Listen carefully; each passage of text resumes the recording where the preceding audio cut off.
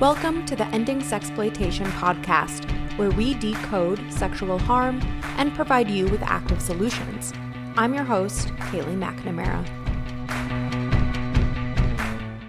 Well, hello, everyone, and welcome back to another episode of the Ending Sexploitation podcast. Hi, Danny. I'm so excited to be here for this first episode of 2026 from the National Center on Sexual Exploitation, which is going to be a very hopeful, positive episode looking back at all of the good that was accomplished in 2025. How are you doing today? Good. I am filled with gratitude, excited to discuss our gratitude report and ring in the new year right. It's so helpful, honestly, I think, to stop and reflect on the good news. It's very easy, I think, at the National Center on Sexual Exploitation. We're always moving so fast because we do corporate advocacy, public policy, legal efforts, civil litigation. And so there's always a victory that's happening and also a fire to put out and an active battle that we're engaged in. And it's easy for the victories to kind of, we'll be like, oh, good, that was great news, but let's move On to on the to the next next thing. fire. Yeah, Yeah. exactly. So it's good to pause, especially before. I mean, we know that 2026 is going to have a number of big battles ahead of us, but it's good to remember that we can make a difference and that positive things are happening in this space. Absolutely. So so let's do a review of 2025, some of our favorite victories. Let's start with that corporate advocacy piece. And again, we are working on corporate advocacy because we believe that the private sector can do good and that they can do so much better very often when it comes to preventing or stopping sexual abuse and exploitation. And so we're calling on them constantly to improve their own policies, even before they get sued, before Congress needs to pass a bill or a state needs to pass a bill. How about you, as the company, just choose to make a better decision to protect your own consumers? And sometimes this doesn't work. Sometimes we need to move on to public policy or to civil litigation. But very often we do get success out of the private sector, uh, regardless of more punitive measures. So, one of those that I was really glad to celebrate from 2025 was from Apple. And they instituted some great safety features that we have been calling for I think 5 years, asking them to improve.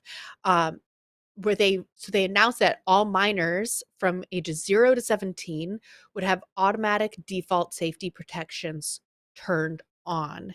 So that includes nude image blurring and also web content filters for their native internet browser. And that's so significant, Danny. I don't know if you have any thoughts on this, because beforehand, this was only really offered to minors who were 12 years old and under. So that left Mhm. 13 to 17-year-olds without any of these basic default safety protection measures. Obviously, there's more that I think the Apple device could even do, but at least the safety features that they have are turned on for all minors when they get that phone.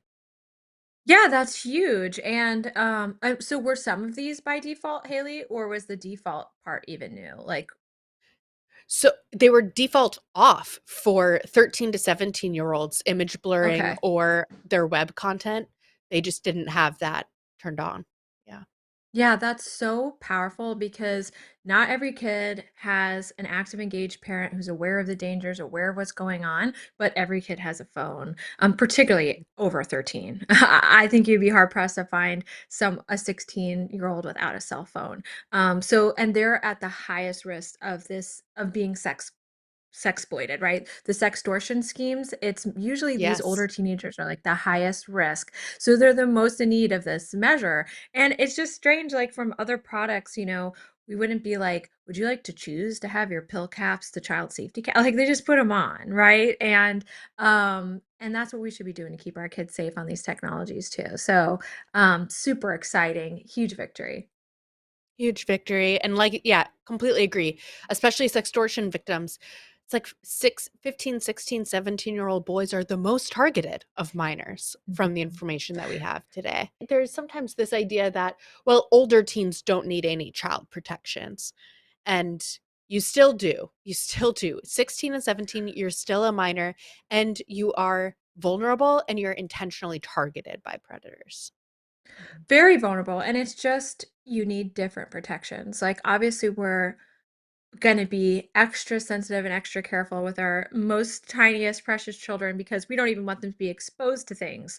But it's really the older teenagers who have less parental oversight in general and are mobile or driving, and more living more independently that are at extreme risk for certain things like sextortion. I mean, there was a recent story where a young man died by suicide 3 hours after being sextorted. 3 hours. That Wow. wasn't even enough time for his parents to see something was going on. He was already gone. So it's super important that we protect this most vulnerable population because their brains are still not developed yet. They're highly vulnerable to these kinds of schemes. Yeah, absolutely. Another victory that we've had this year is with Roblox. Now, this is ongoing because I still am very skeptical of Roblox, and I think we're going to still be talking about them a lot in 2026. But there has been so much grassroots outrage about the child abuse and exploitation that's been being facilitated by Roblox that your voices, I mean, the people who listen to this podcast and who really Yes. care about these issues led Roblox to start blocking underage users under the age of 17 from their social hangout spaces, which were areas that were basically virtual playgrounds for sexual predators. It was just very easy for people to initiate contact, to start chatting with people. So Roblox is still dangerous. This is not a stamp of approval on Roblox, but getting kids out of those private social hangout spaces was so significant. Love this. And this is such a great example of a grassroots victory and I think a survivor led victory. Wasn't that one young man who was an avid Roblox player? He was a survivor and he was really not letting go. Like he was raising the alarm and he was demonstrating how predatory this was. And when people could see it for themselves, it just went really viral. And then you had Mhm, like Chris Hansen involved and it was awesome. It's really exciting victory. And it shows that public pressure, although we wish it didn't take so much, but public pressure does work. mhm, absolutely. And it's fascinating because, you know, with the Apple victory, that was years of us and a couple of other groups really pressuring Apple. With Roblox, you know, we've been speaking on Roblox, they've been on our Dirty Dozen list, but again, a lot of that came from the grassroots pressures. And then we had a really great victory come out of our international partnerships, and that's with sexual abuse video games. Now, listeners might remember we had Melinda Tinkard Rice from Collective Shout in Australia join us for a previous episode to talk about the sexual abuse video games and what led to ultimately the victory and the removal of nearly 500 rape and incest games. Remember, these were not just kind of risque games, they were actually depicting and having the users enact sexual crimes. Uh, those are no longer being promoted on Steam. It's like some 500 rape and incest games that are now deleted, which is a really fantastic Huge. victory. And I give a lot of credit to Collective Shout for that. We were very glad to join on our voice to their campaign, join some letters with them, and amplify their work there. But it just shows that, yeah, again, that power of collaboration really can make a big difference. And the courage of a few. I mean, Collective Shout's a small group, and they were facing really severe harassment and pushback from the gaming community, and they kept on. And it's that kind of courage is really inspiring, and it does make a difference. Like this was a huge victory, a huge impact. Yeah. Let's go on to some public policy wins. This has been, I feel like, a groundbreaking year for a lot of public policy action on Capitol Hill, also in the States. But I think one of the biggest victories from 2025 happened early on in the year. So we might have almost forgotten about it, and that was the Take It Down Act. Now, Danny, what do you remember about the Take It Down Act? Huge victory, so exciting. This came out of Ted Cruz's office, but it was a bipartisan bill. I think Senator Klobuchar joined on, and it's a huge cutting edge bill. It's the kind of thing we want to see more of, which is it followed the scheme of copyright takedown regime, but it's for victims of non-consensual imagery. So, like we've mentioned kind of before that, copyright material, these tech companies know how to deal with that. They know how to take it down. They have an infrastructure built in, and that's required by law. So when if a Disney video gets uploaded, gets removed immediately from YouTube, and it's because YouTube has an entire infrastructure built out to receive and facilitate takedown copyright takedown requests. The Take It Down Act requires that for non-consensual imagery. So now if there's non-consensual sexually explicit images of you online, every single website and app that's covered under this should have its infrastructure, a place for you to go to report that, have it take it down. They have to take it down within a certain amount of time or they face penalties. So this is awesome. Huge victory. One of the first regulations in this space on the internet. Unbelievable, truly historic. And I can't wait to see how it builds out. I want to see some law firms whose like entire business is processing this for people and really taking these to task because that's how we get enforcement, right? Yeah, absolutely. I just couldn't agree with you more. It's so historic, and it really was led so much by survivors as well.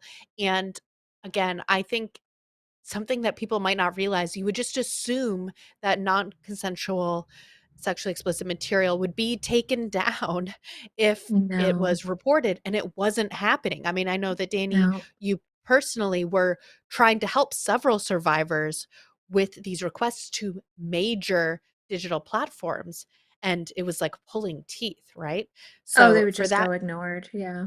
they just go ignored. So this is just going to help so many people's lives, and especially the fact that it includes AI generated images that these companies now have to take down by law. It's just so significant.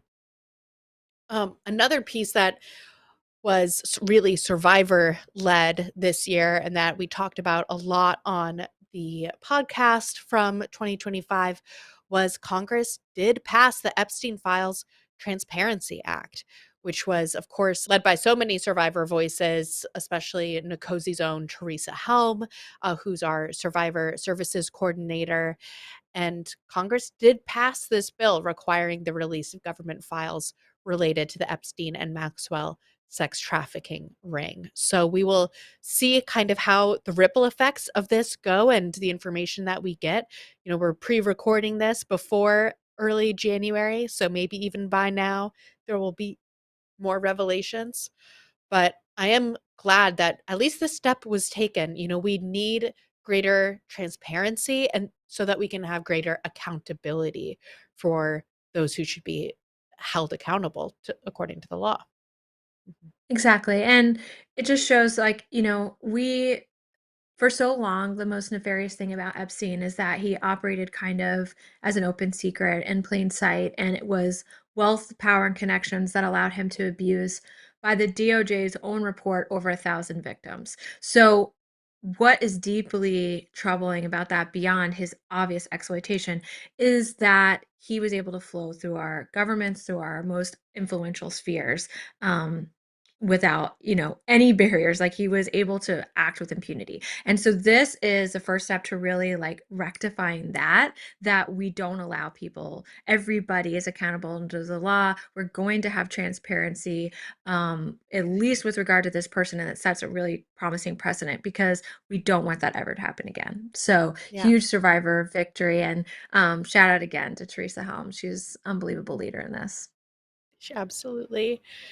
And then another policy victory from 2025, Supreme Court age verification case. Danny, tell me about this and how significant this was. Again, this happened early on in 2025. I think it's Yeah. easy to forget because we just then move forward so fast. But this, if one thing happened this year, this would have been an incredible thing. It's so true. So, our public policy team joined up with tons of local Texas advocates and supported the Texas legislature in getting the age verification bill passed in good shape, promoting it, which very common sense piece of legislation that requires websites that, distribute hardcore pornographic content to verify the age of those coming to see that content, right? It's to keep kids off of hardcore porn sites. Um, that is common sense, yet we haven't had this because back at the beginning of the internet, there was a super troubling Supreme Court decision that struck down a poorly phrased law that did attempt age verification, but it also did a lot of things. It just wasn't written well. But this shows the lasting effect of Supreme Court precedent. Because the Supreme Court precedent struck down a bill, it was a federal bill that attempted age verification, it basically chilled any attempt to rewrite or revisit that issue, right? Congress didn't try again. The states didn't try again until now. And so I think it's been almost 20 years since there's been this real effort to try again. And the Supreme Court has gone the other way. So this bill, the Supreme Court said it was common sense. It tracked what we would expect in the real world. So, for example, if a child walked into a bookstore, an adult bookstore, and tried to buy pornography, the child, he or she would be carded, right? They'd be asked for the ID and they wouldn't be sold it, right? And it's the same thing. What was so fantastic is, the Supreme Court had struck down the first attempt at this 20 years ago. Like I mentioned, it was written poorly, but it was a pretty scathing decision. And so we were worried that one, would this Texas law pass? We thought it was written better and that we have more information about how the internet operates. Um, but so one, we were worried it wouldn't pass, we hoped it would. But two, we were worried about what's the level of scrutiny. Would the court apply strict scrutiny, which is really difficult to surpass? It's almost impossible. And I mean, we were hoping for it to pass strict scrutiny, but in a huge victory, the court actually said intermediate scrutiny applied, and that this wasn't a content-based restriction. This was a reasonable safety measure that wasn't overly burdensome to adults. Adults could still purchase it, and the fact that they have to provide their ID is not overly burdensome. And so Mhm. intermediate scrutiny is huge because not only does it mean this bill is upheld, but it opens the door for additional like safety measures that are styled in the same way. They can do internet scrutiny. That's a workable level that doesn't completely close the door or make it almost impossible. We can do child safety on the internet. So it was a huge victory. Our law center will claim a very small piece of this as well because we wrote an amicus brief on behalf of the Texas legislature defending the bill. We have no idea. We like to hope that our amicus brief lended its to the Supreme Court decision. So huge Well, victory. I'm sure that it did. Every piece counts, and that's also something that I really appreciate, and love about working at the National Center on Sexual Exploitation is that we do have the value of this law firm that's embedded within our nonprofit, which gives such a range of expertise and insights on how the law intersects with these issues. And if we can skip down a page to, let's just look at COSA really quickly, skim through Kids Online Safety Act, and then we'll move into discussing some victories from that law center as well. Actually, I lied. Let's go up one. We should mention we gave a sextortion briefing at the White House this year, before multiple senior White House officials and members of Homeland Security Council, National Security Council, really just helping to educate them and give them a more holistic view of how sextortion is impacting Americans, both from, domestic individuals and even international criminal organizations. And so those conversations are ongoing there, but that was an important moment. I think something that's very interesting about our organization is that we are bipartisan, not in a wishy-washy, we don't stand for anything way, but in an actually functional way where on the one hand, we're promoting the Epstein Transparency Act and calling for accountability and full transparency there, even when it's not being welcomed by all in power. And then we also are continuing to advocate, you know, and trying to educate and work with every administration and every office on Capitol Hill, Senate and House, and in every state capital.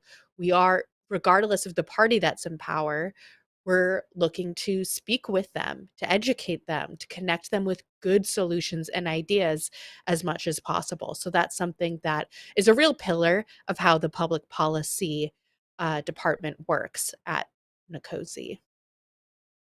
Yeah, And because yeah, sexual exploitation is not political, shouldn't be political, and will always advocate for it never being political because we really believe every person cares about it, regardless of your politics. Every person cares about sexual abuse and exploitation. If they're a good and worthy person, which I think most people are, they don't want um, sexual abuse to happen. They don't want children to be exploited, and they want to do what they want to help. Most people, both sides of the aisle, want to help end sexual exploitation, and so mhm. we're more than happy to bring those sides together on that issue. Where we can all agree. Yeah, absolutely. And on the Kids Online Safety Act, I think in the new year, Danny, we should really dedicate another episode to tracking this. There's been a lot going on with the Kids Online Yeah. Safety Act, which is such important legislation that would create a duty of care for these online platforms to try to prevent and mitigate certain harms to children, such as child sexual abuse. So there's been some drama, but a good silver lining and a piece that we should really focus on is that on the Senate side, there's 68 sponsors of this bill, and it's overwhelmingly, again, bipartisan. This would be the most comprehensive bill for online child protection, and there's broad bipartisan support. It's very popular. It's very popular with voters as well. So the momentum is continuing to grow there. But Danny, I think maybe you and Eleanor should have a conversation about that later on too. Yeah, that's a great idea. The heart of COSA is safety by design, and that's what we want. It is meant to uh, it's meant to create incentives so that the platforms just take into account safety from the beginning, which I think is the beauty of COSA, but unsurprisingly, tech's trying to disrupt it on the House side. So we'll have to do a whole episode on that. But in the end, this is a huge victory because we got it. Getting it this far is huge, and that the House is contemplating it is huge as well. Absolutely. All right, let's move on to the Law Center. So, this is your camp, Danny. There's so much that you guys have been working on in 2025. So many positives to focus on. Let's start with the Twitter case. Now it's called X, but we always are referring to it as Twitter because that's what it was referred to at the time when the case originated, right? But where Yes, are so the we on case name this? doesn't change, but Yeah. yes, it's against Twitter, now X. Many of you may recall this case. We've talked about it before, but in a nutshell, we represent two young men who were 13 when they were first sextorted on Snapchat, and the exploitive images that resulted from that abuse and exploitation ended up on Twitter and were widely distributed on Twitter. One of our clients reached out to Twitter, begged for them to take it down. Twitter actually engaged with our client in email, asked for his ID, he provided his ID, and they eventually responded, "We've reviewed the content and do not find a violation of our terms, and no further action will be taken." So in other words, they affirmatively chose to continue distributing what they knew was CSAM. That's illegal, and no person could get away with that. We don't believe any platform or company should either. So we brought multiple claims. Obviously, the hurdle is 230, and so I've been seeking to get past 230 to hold accountable a platform for this because this is not unique to Twitter. This is happening on virtually every major platform, and it shouldn't. And Twitter is arguing that even if we knew it was CSAM, even if we knew it was child pornography, we can never be held accountable. That has been their Mhm. legal argument from the beginning of this case. And so it is our mission to make sure that our case precedent, our laws in the United States do not reflect that reality, but instead reflect that child exploitation, no one is immune for knowing possession, distribution, profiting from CSAM and sex trafficking. And so this case has been up and down. We had some victories at district court, and Twitter appealed, and we appealed where we had lost, and it went up to the ninth, and it came back down again. And then the court dismissed it entirely under a precedent that came up behind us, a Reddit case we think was decided wrongly at the Ninth Circuit, where 10 children, their CSAM was all over Reddit, and the Ninth Circuit said, well, they're immune for that. And even FOSTA SESTA, they haven't met the threshold for FOSTA SESTA. So when that precedent came down at the ninth, then our trial court said under that precedent, we must dismiss your entire case. So we appealed it up to the ninth again. And we had a huge victory. I mean, there's some things we're not happy with, which presents an exciting opportunity to appeal to the highest court, which I can talk about, but we don't want to discount the victory we did have, which the court found that some of our products liability claims could proceed, and that our negligence per se claim could proceed. So every platform has, under federal law, a requirement to report known CSAM to NCMEC. So when they know that they are in possession of CSAM, they need to report it to the National Center for Missing and Exploited Children, because that is the clearinghouse that is the only legal entity other than law enforcement that can house that material, so that they can make sure that it is removed everywhere it appears on the internet. They hash it, they catalog it, and serve victims in the way of helping find victims who are missing and to remove this wherever it appears on the internet. So it is federal law that every platform has to report it. And Twitter did not report it in this case. At least they didn't report it at the time they knew about it. And because they failed to report it, and that directly violated a law, the court said, well, that's negligence per se. You really don't have to prove anything else. They violated the law there, and that was negligence. So that's great. That's a huge victory. That's getting past 230 in any case is a huge victory and creates good precedent. So we're super excited about that. We're excited about the places where our products liability claims are proceeding.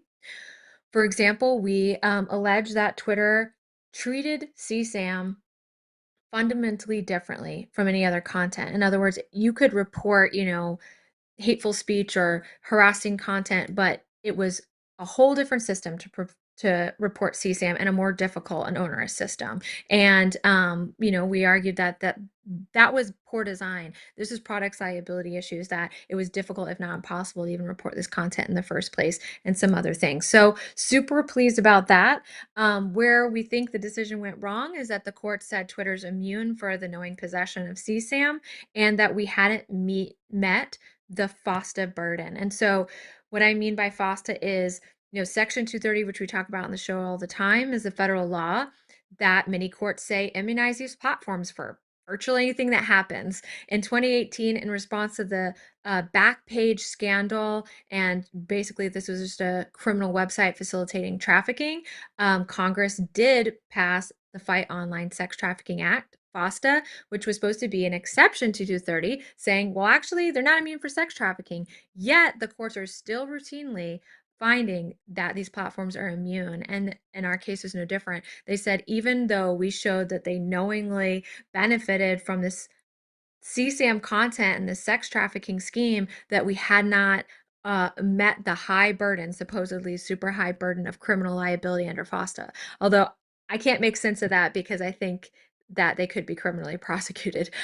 So we are planning to file a petition for cert to the Supreme Court of the United States in early 2026. So that will be our opportunity to finally get the highest court to weigh in on 230. The Supreme Court has never interpreted 230 since its passage in 1996. They have signaled that they are wanting to take a case. If it's the right case, we hope our case will be the right case.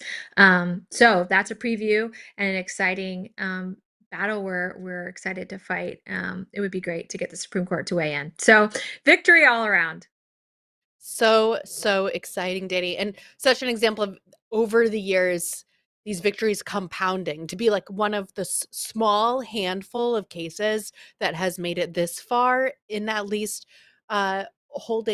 getting good rulings on Section 230 on these issues. But this opportunity for 2026, I am very excited for as well. I think most likely on my radar, this is the last that we will focus on as far as victories today, but the Kansas pornography lawsuit, the first lawsuit of its kind in the United States of America that has been filed against a pornography company for violating state age verification laws. Can you share a bit about this, Danny? Yes, so we've talked about, this sort of wave of age verification laws. I think close to 19 states or something like that have passed laws similar to this. Kansas is one, which just simply states that if you are a hardcore pornography website, you need to employ age verification before anyone can access this content. You need to make sure only adults are accessing this content, consistent with our laws banning children from accessing this content in any other context. And unsurprisingly, many of these websites did not comply. And so we are pursuing claims on behalf of a young victim who unfortunately accessed this content because they were not complying with the law. And it's a perfect example. Like this child, his mom did everything right. She locked down his devices, no phones at night in his room, all this stuff.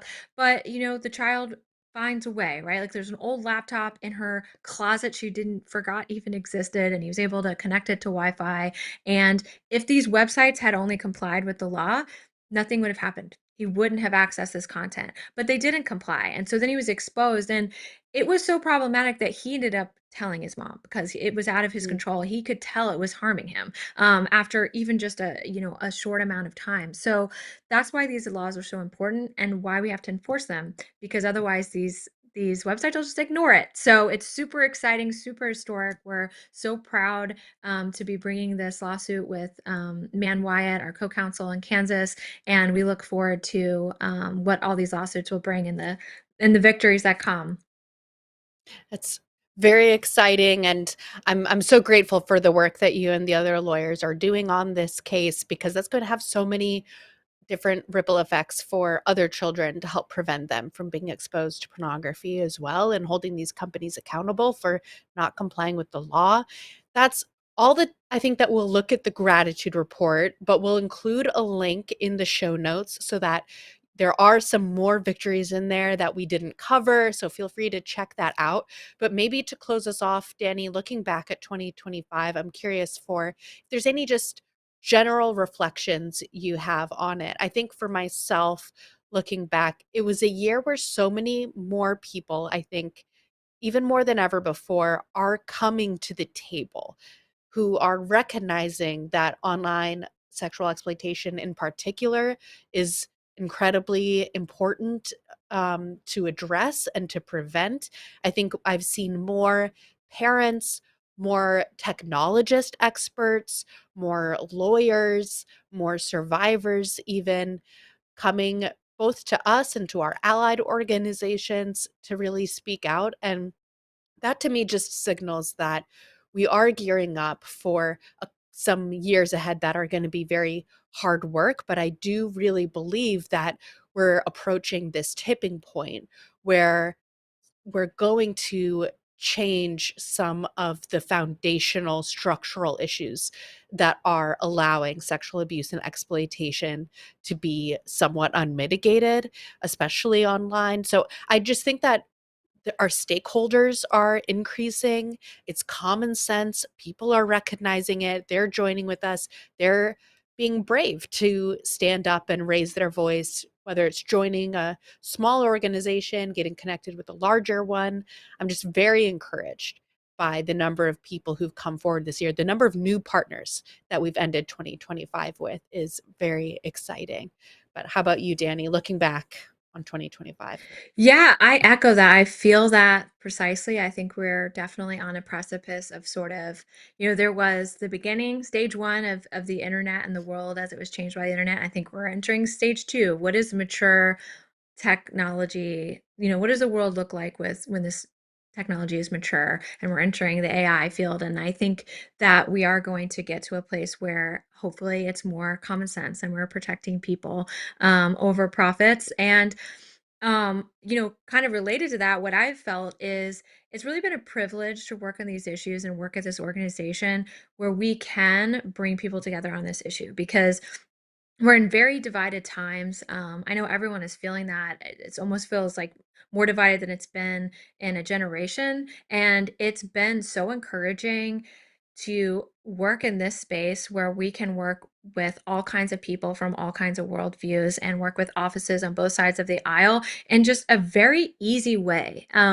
Everyone is actually able to come to the table, and we see members, R's and D's, working really well together on these issues. When it comes to protecting children, they're very collaborative and they're working well. Mhm. And I just think that's so encouraging. Just in a big picture way, like that's just encouraging. That's a good part of this, that we can do that. And it just feels like a privilege to be a part of bringing people together for a good cause. Absolutely. Well, Danny, thank you so much for all that you have been doing on these issues, making 2025 a year of success. And I'm just excited to see all of the victories that come from 2026. So, everyone, thank you Thank so you, much for Haley. joining.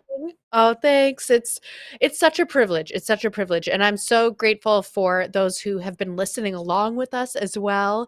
You know, we restarted this podcast again this year. It's been really exciting seeing those of you who are subscribing and joining us. If you've been listening, maybe hit the subscribe, share it with a friend, comment. Those things really do help. And we're excited to continue diving deeper on these issues with you this year. So thanks everyone for joining us in Ending Sexploitation.